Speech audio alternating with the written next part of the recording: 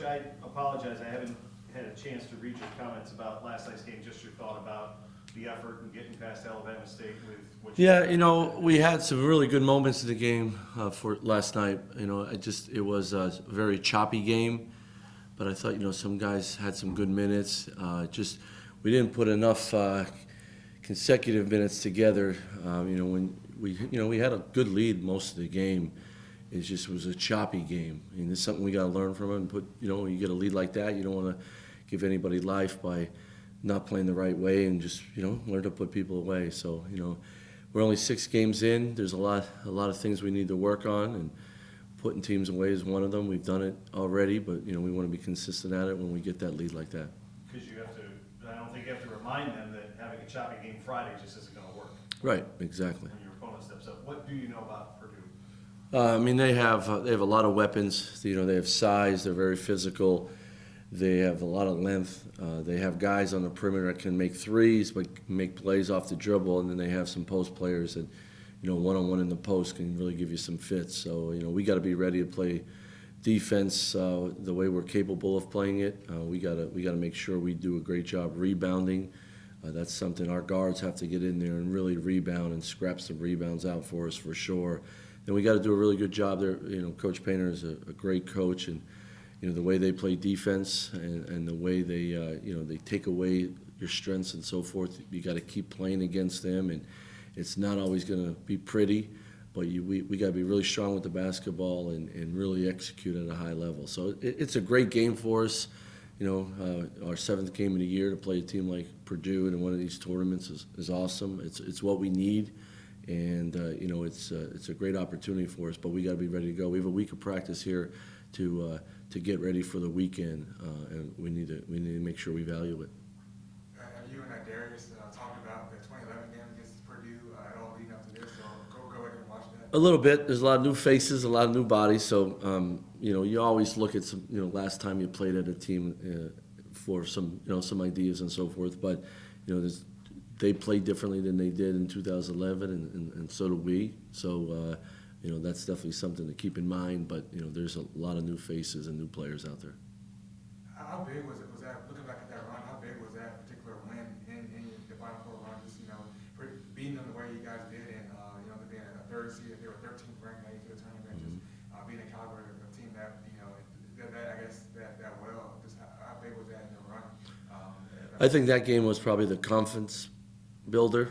I thought we just played really well, really executed a coach's game plan. We shot it well that game, and I think that just continued to give us more confidence as we kept moving forward. I remember Joey had a really good game that game and got guys really open shots and good looks, and those are the things you remember without going back to the tape. And then you watch the tape, a couple different things here and there that our guys executed at a high level. But I thought that was a game where we built a lot of confidence to make the run even longer.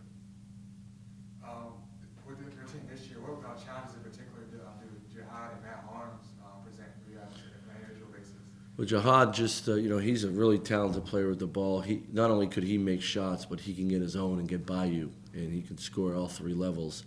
And they need him to do that for them to be successful on the offensive end. Harms just a huge matchup. It's a tough matchup. He's 7'3". He can step out and shoot it, but he posts up really hard. He buries you under the basket and uses his size and length to get up over you and get easy baskets. And then I think the one thing he doesn't get enough credit for is the way he offensive rebounds or keep things alive with his length, and his other teammates clean that stuff up. So we got to make sure we have a body on him. It's going to be a real physical game. We got to be physical. But we got to play our way too. I mean, we're not going to change a lot of things of how we do things this early in the year. We want to get better at how we do things, and to play an opponent like Purdue and guarding Jihad and Harms and some other guys. We got to be on our game. We got to honor the scouting report. We got to be ready to play, but we also got to do what we do too.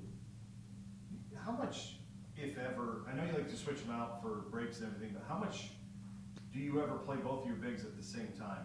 And do you ever think about working that in during practice for games like this when you might be, when somebody presents a bigger front court? Yeah, we always play big in practice. We have so many different lineups, and versatility is very important to us. And we could play big. Corey could play the 4. And, with Hassan emerging as he has, we can go big if we want to. Our advantage is, a guy like Vince can guard bigger guys because he's so smart and has good size. So, that's to our advantage there. But yeah, we practice going big all the time.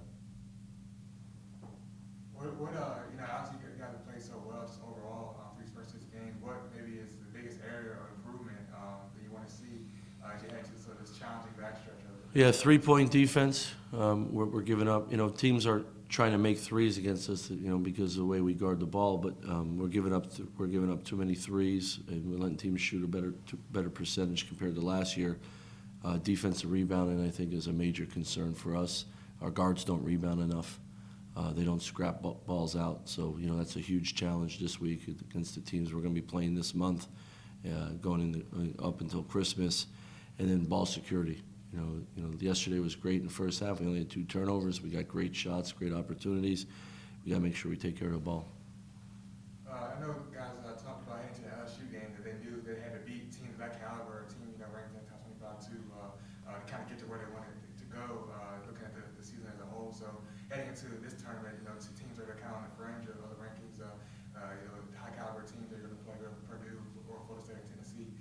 What could these games kind of do for your season? Just maybe I guess showing the guys what they're capable of. You're going to play these caliber teams, Right. in March. So just what could these? Well, number one is it prepares us for the league because our league is really good this year. You see how teams are doing throughout the country in the A-10. Whoever we're playing, the A-10 is doing pretty well. So it's going to prepare us for the league. On top of that, to me, is when you play really good teams and teams that maybe not everyone thinks you can beat, and you beat them, it raises the bar.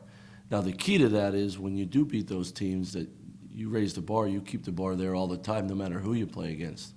And that's hard to do for 18 to 22-year-olds. So, heck, it's hard for adults to do that and stay focused. But I think it's really important that when you play a really good game and you raise the bar, and you raise the standard of your play and what you're capable of, you need to be reminded all the time that not only can we play at that level all the time, let's see if we can play better. And that playing caliber of teams of LSU and Purdue and Florida State or Tennessee, they give you an opportunity to raise the bar and the standard of your play. And then let's continue to play at that level or raise it, and that will prepare us for the A-10 schedule. We have a killer A-10 schedule compared to everyone else in the league. I think that's great. It's, this is what this team needs. But playing these games here in preseason only can help us if we continue to raise the standard of our play. You kind of mentioned last night as far as you wanted, I guess, this backstretch of the schedule to be the way it is. Did you kind of, I guess, look ahead, like obviously Charleston, Wichita State are home and home. Did you look ahead and say, hey, we're going to have a senior-laden team. We want these back ends to be on the road, but we know we're going to have experience. Did you kind of plan out just to be on a December schedule that way on purpose? Yeah, without a doubt, the Charleston game worked. Very good team. They play a tough schedule. There was an opportunity to go there this year and then return there next year for the Charleston Classic. So, I think that worked hand in hand there. The home and home against Wichita State is like playing in the Siegel Center.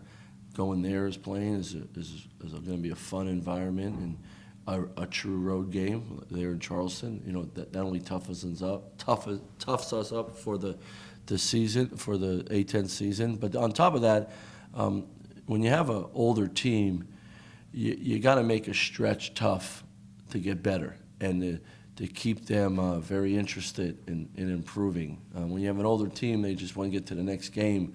Well, when you have a stretch of games like we do coming up here, it keeps their interest peaked and knowing that we have to put our best foot forward for sure. So I think it's good timing. Now, I'll tell you at Christmas time if it was a good idea.